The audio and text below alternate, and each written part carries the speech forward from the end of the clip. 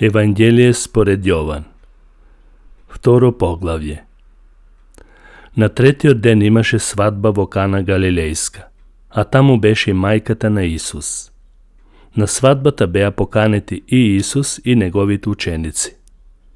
И кога им се потроши виното, мајката на Исус му рече: "Немаат вино." Исус ја рече: "Жено, што имаш ти со мене? Мојот час уште не дошол." Неговата мајка им рече на служителите: "Направете се што ќе ви каже." А таму беа поставени 6 камени садови за миење според јудејскиот обичај, кои собираат 2 до 3 мери. Исус им рече: "Наполнете ги садовите со вода." И тие ги наполнија до врвот. И им рече: "Нацрпете сега и однесете му на главниот на трапезата." И тие му однесоа. И кога главниот на трапезата вкуси од водата претворена во вино, а не знаеше од каде е, а служителите кои нацрпија од водата знаеја, главниот на трапезата го повика младоженецот и му рече: "Ете, секој човек прво го изнесува доброто вино на трапезата, а кога ќе се напијат добро, тогаш послабото. Ти доброто вино си го задржал се досега." Тоа е првиот знак што го направи Исус во Кана Галилејска и ја објави својата слава. Неговите ученици поверуваа во него. Потоа тој слезе со неговата мајка, браќата и со неговите ученици во Капернаум. И таму останаа неколку дена. А се приближуваше јудејската Пасха. Затоа Исус отиде горе во Ерусалим и ги најде во храмот оние кои продаваа волови, овци, гулаби и оние кои седеа на менувачниците за пари.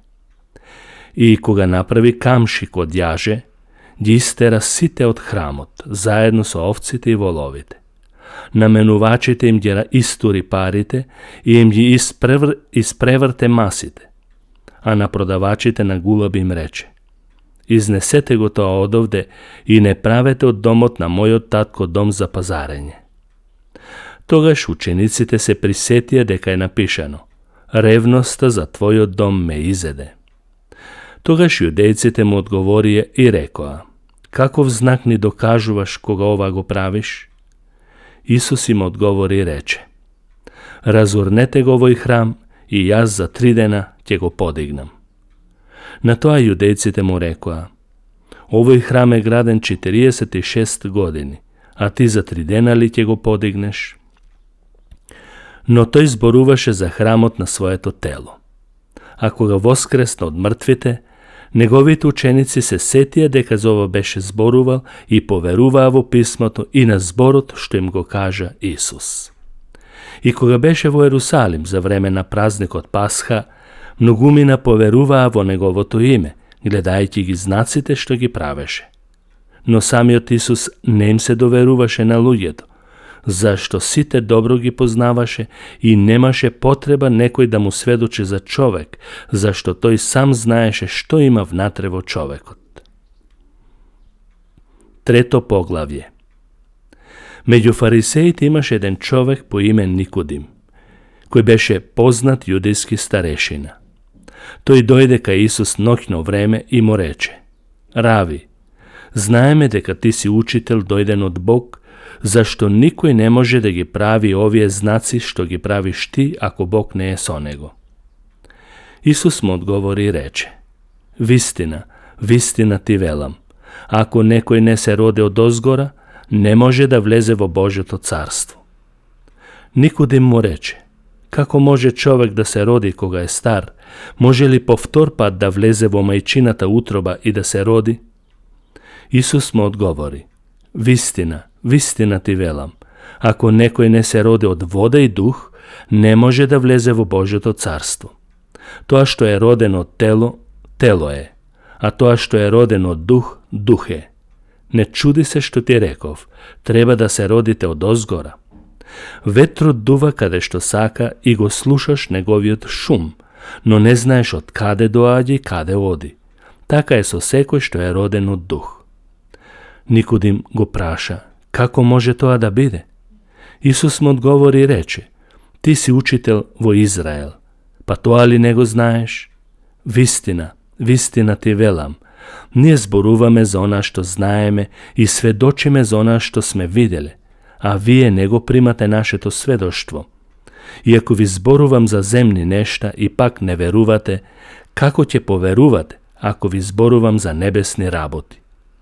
Никој не се искачил горе на небото, освен човечкиот син, кој слезе од небото и кој потекнува од небото.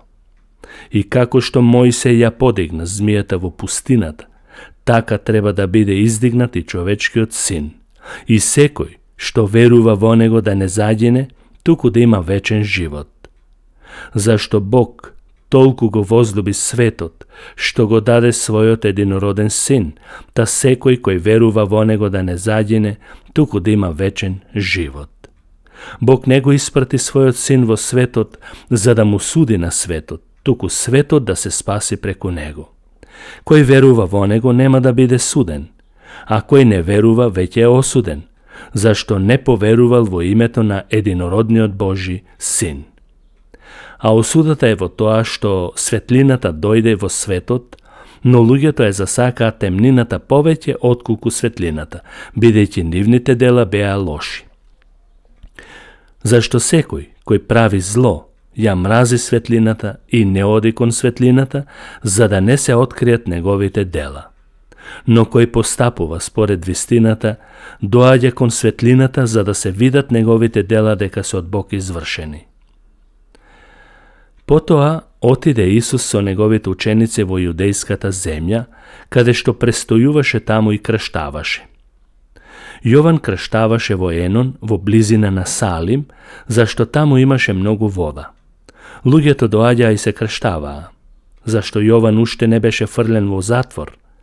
И се случи да има расправија од страна на некои ученици на Јован со еден јудеец околу очистувањето. И дојде кај Јован и му рекоа,